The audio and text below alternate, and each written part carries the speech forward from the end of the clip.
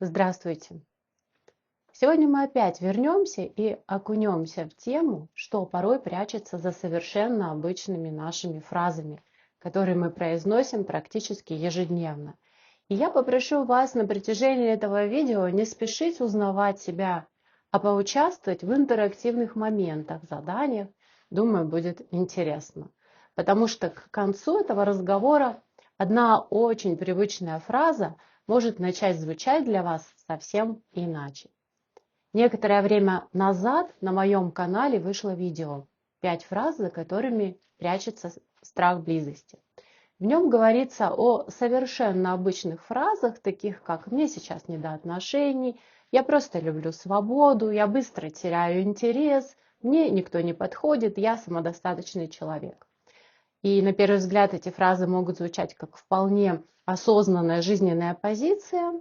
Ну, иногда так и есть, но иногда через них мы пытаемся сохранить дистанцию в отношениях от того, что переживается как слишком рискованное в отношениях. От привязанности, зависимости, уязвимости в отношениях, возможного отвержения или будущей потери. Да, и напоминаю, все это мы говорим про отношения. И вот, подумав, мне захотелось вернуться к этому разговору. Только теперь не перечислять сразу 5 фраз, так сказать, галопом по Европам, а остановиться на каждой отдельно. Потому что за одной короткой репликой иногда находится целая внутренняя вселенная человека, внутренний мир человека. И здесь важно подчеркнуть, что это не одна единственная трактовка этой фразы, не одно единственное объяснение, а одно из нескольких психологических гипотез, которые объясняют эту фразу. Потому что одна и та же фраза в разных контекстах может означать разное. И сегодня мы начнем с фразы «Я просто люблю свободу». Я тоже ее люблю, и да, на первый взгляд эта фраза выглядит красиво. И вот интересно, что именно вы называете свободой в теме отношений, конечно. И если попробовать заменить слово «свобода» словом «безопасность», как вам такой поворот смысла? Более того, иногда любовь к свободе действительно означает именно любовь к свободе. Не всякая самостоятельность является защитой. Не всякое нежелание вступать в отношения говорит о страхе отношений, страхе близости. И не каждому человеку обязательно нужны отношения именно сейчас.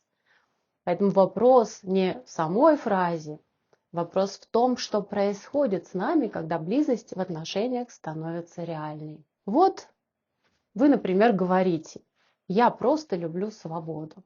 И вот представьте, за этими такими словами есть такие мысли, буквально «мне нравится самостоятельно распоряжаться своим временем». Мне важно принимать решения без постоянного согласования с кем-то. Я не хочу сейчас связывать себя обязательствами. Мне комфортно жить одному. Я ценю свое пространство. И все это может быть правдой и заслуживает внимания и уважения. Свобода действительно является ценностью. И в зрелых отношениях человек не должен полностью отказываться от нее, от свободы. Но иногда слово «свобода» начинает означать другое. Например, я не могу оставаться собой рядом с другим человеком. Я начинаю угождать, например, и тем самым теряю себя. И тогда появляется необходимость не подпускать другого человека слишком близко. Или какое-то время, находясь в отношениях, вы действительно начинаете терять себя, вас действительно становится меньше. И тогда мы с вами уже говорим не столько о свободе, мы говорим о безопасности. Попробуйте на секунду остановиться. Когда вы сами говорите «я люблю свободу», я не про философский вопрос, а про отношенческий, что именно вы называете свободой? Возможность быть собой, возможность ни от кого не зависеть, возможность не испытывать боль или все вместе сразу. Что могут слышать окружающие вас люди, которые с вами в отношениях. И им, например, даже станет обидно.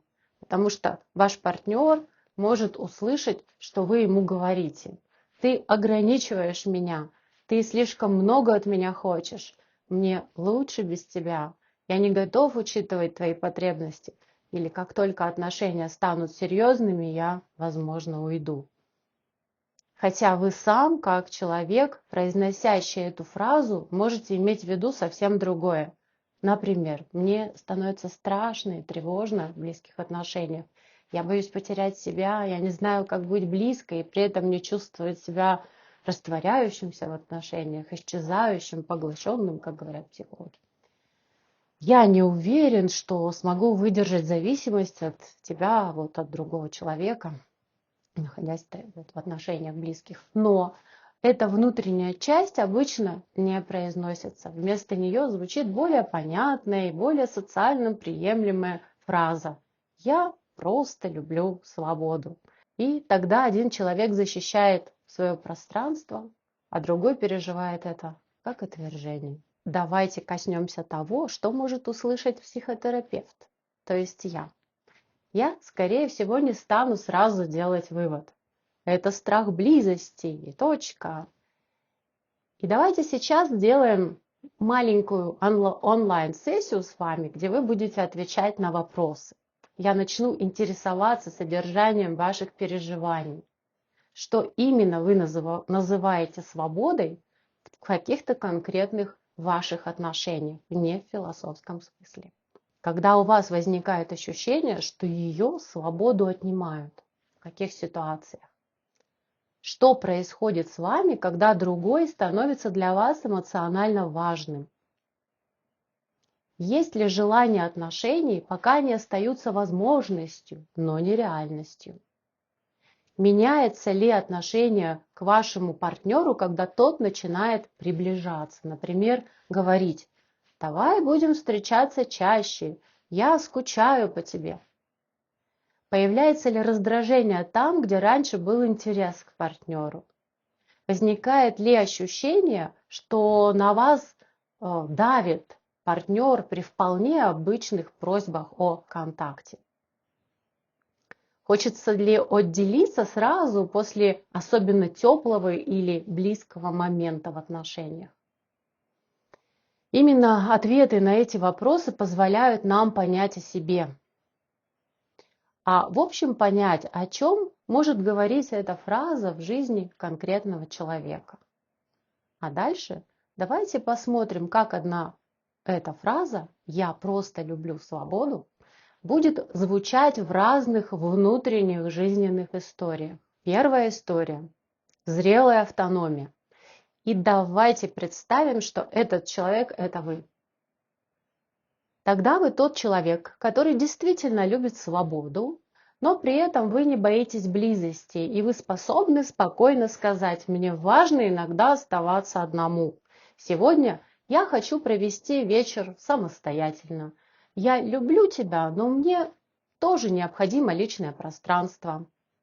Вы можете договориться, можете учитывать потребности партнера, можете быть эмоционально включенными, не растворяясь в отношениях. Вам не требуется исчезать, обесценивать другого или разрушать контакт, чтобы снова почувствовать себя собой. Здесь свобода не противопоставляется любви. Она существует внутри отношений, внутри ваших отношений. Вы тот человек, который способен и приближаться, и отдаляться, не превращая каждое движение в угрозу связи, то есть в угрозу разрыва отношений. Это не избегание, это автономия. Вторая история – страх близости. Здесь давайте будем говорить про абстрактного человека. Здесь человек может хотеть отношений, иногда очень сильно. Он может тосковать по близости, мечтать, фантазировать, влюбляться. Но когда отношения становятся реальными, вместе с желанием поднимается тревога. Пока другой находится на расстоянии, его легко любить. Можно фантазировать, ждать, предвкушать, представлять будущее. Но реальная близость означает, что такого человека увидят не только привлекательным, сильным, смелым, и интересным. Такого человека увидят уставшим, растерянным, потерянным, нуждающимся, иногда зависимым, не всегда уверенным. И именно эта видимость может переживаться как опасность. Тогда фраза «ну, ты знаешь, я просто люблю свободу» иногда означает совсем другое. Она означает, мне легче сохранять отношения в той точке, где я еще не стал по-настоящему уязвимым. Разница здесь очень важна. Человек не обязательно избегает другого постоянно, он может приближаться, но начинает отступать именно тогда, когда появляется риск быть эмоционально затронутым, вовлеченным больше, так сказать, чем он может это пережить. Третья история. История избегающая. История как избегающий способ привязанности. И о нем много говорят психологи. И действительно много. Чем отличается предыдущая история от этой истории? Страх близости, предыдущая история, это переживание, а избегающий способ привязанности – это более устойчивый способ организовать отношения.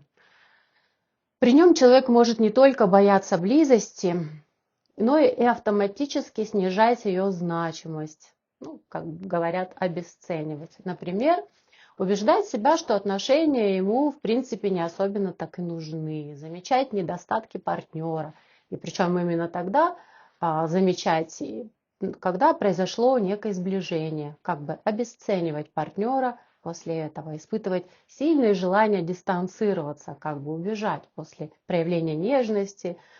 Что еще? Еще раздражаться, да, на потребности другого в близости, обычные потребности. Воспринимать обычную взаимозависимость как потерю свободы, как угрозу потери свободы. Чувствовать облегчение, когда партнер отдаляется, и снова интересоваться им, когда он становится недоступным дальше. Такой литературный персонаж «Тяни, толкай» получается.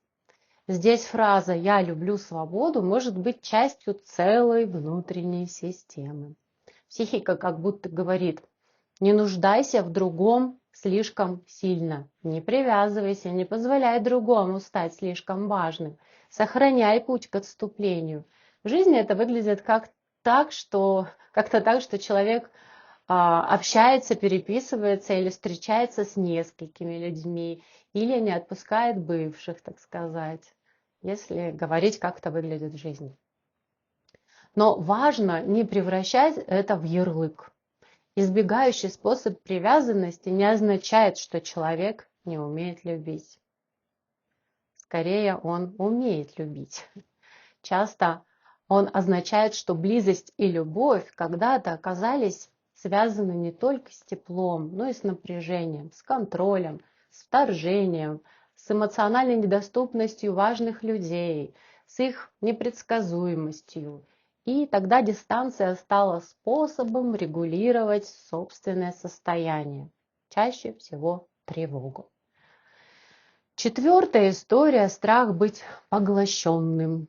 Такой тоже термин психологический, буквально исчезнуть в отношениях, стать меньше, уменьшиться, стать функцией по обслуживанию, например, потребностей партнера.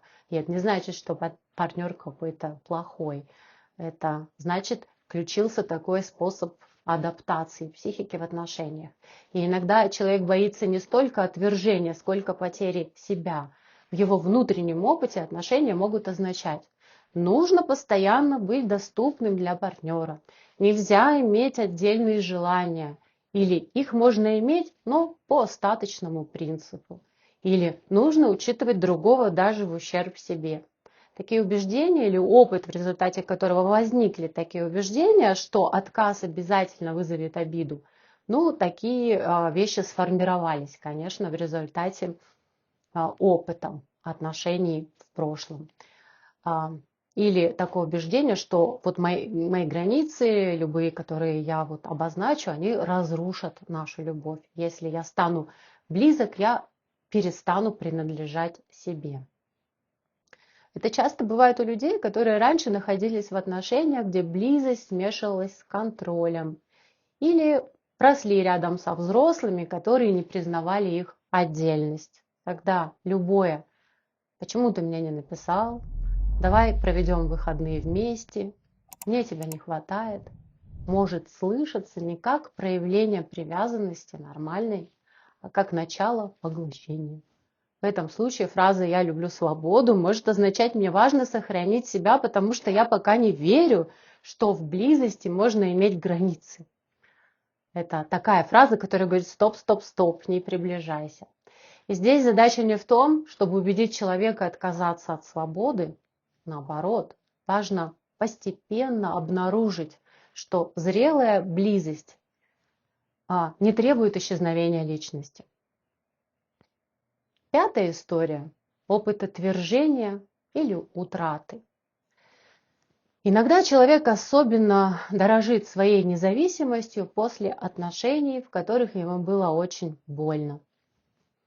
Он уже нуждался, уже доверял, уже позволил кому-то стать важным и затем столкнулся с потерей, предательством, холодностью или внезапным уходом. После такого опыта психика может сделать вывод: больше я не поставлю себя в такое положение.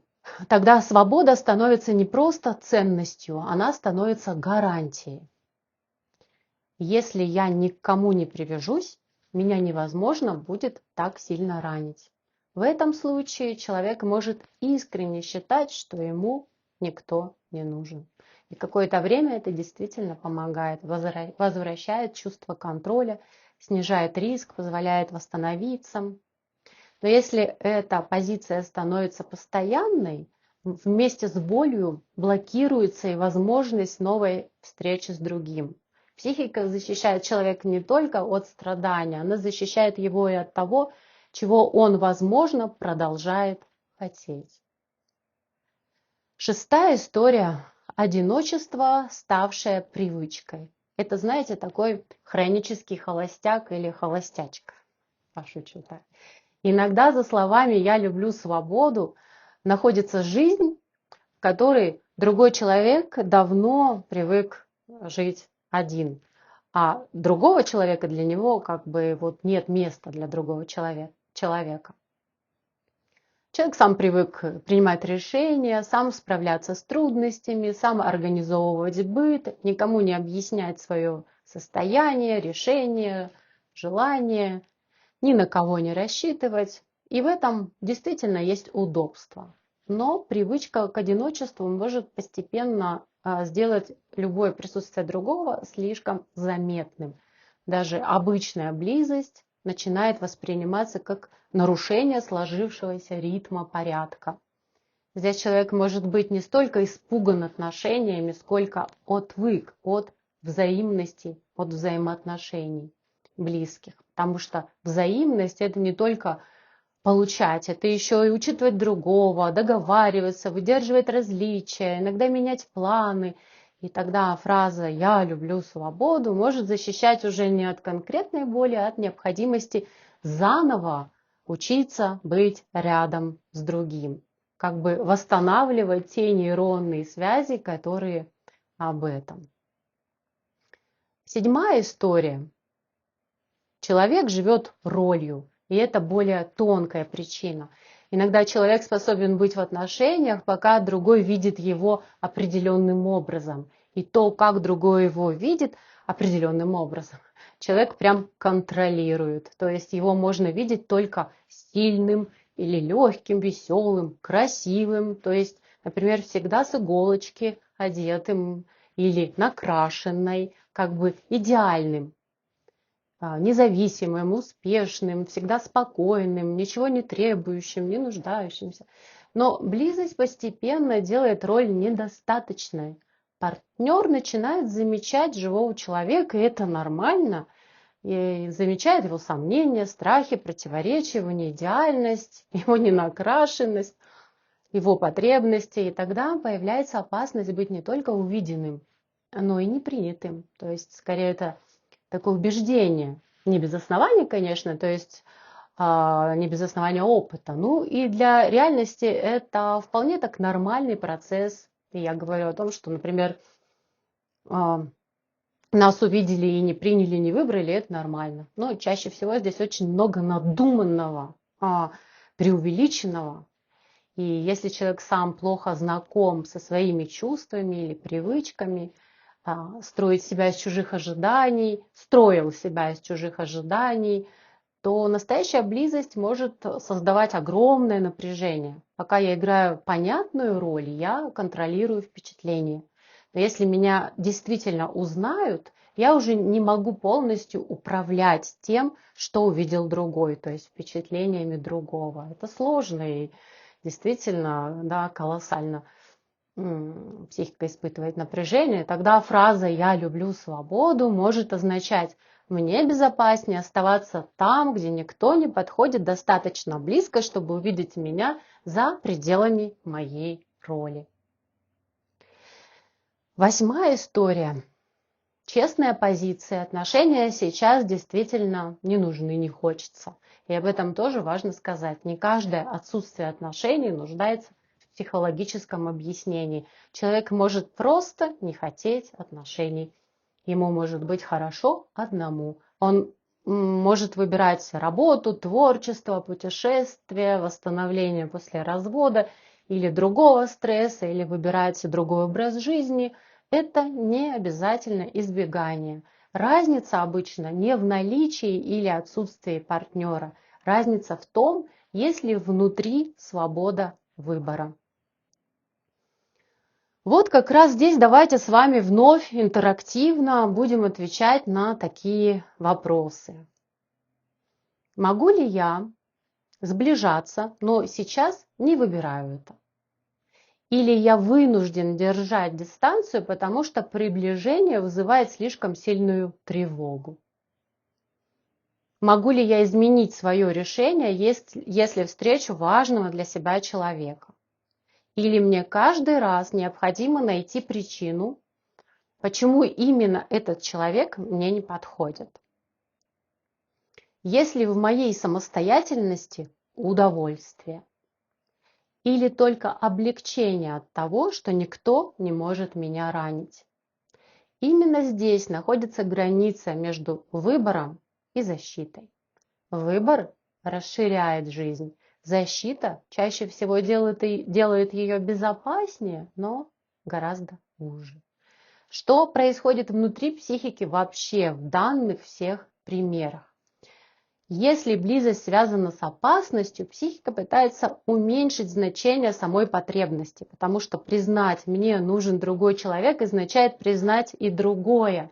Он может меня не выбрать, он может уйти, я могу оказаться зависимым в отношениях, я не смогу полностью контролировать происходящее, мне придется показывать то, что я обычно скрываю.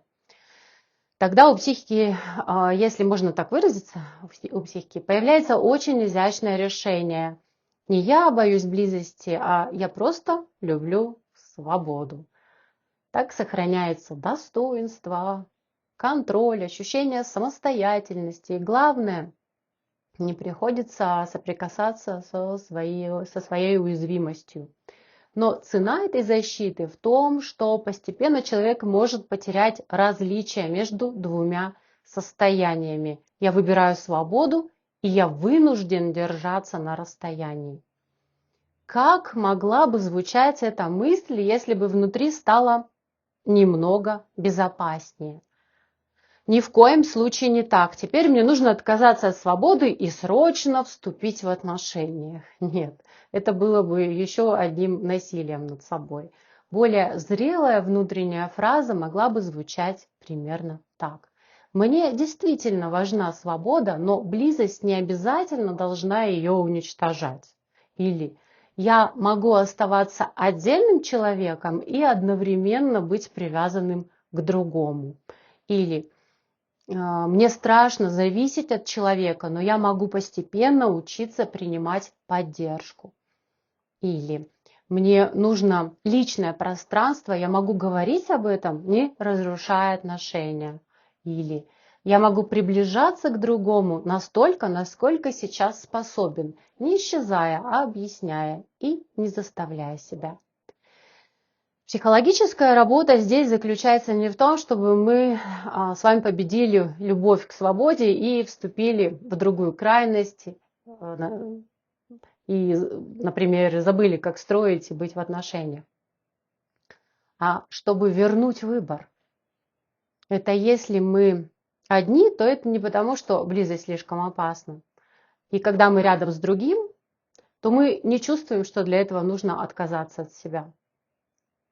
Поэтому сама фраза «я просто люблю свободу» ничего не доказывает. Она может говорить о зрелой автономии, о временной жизненной позиции, о страхе близости, об избегающем способе привязанности, о страхе исчезнуть в отношениях, быть поглощенным, о пережитом отвержении или о жизни внутри роли, из которой страшно выйти перед другим человеком. Важно не разоблачать эту фразу, а осторожно спросить себя, что именно я называю свободой. Возможность оставаться собой или невозможность позволить кому-то стать для меня важным? Что происходит, когда другой приближается? Я сохраняю свои границы легко и непринужденно, или это выглядит не так?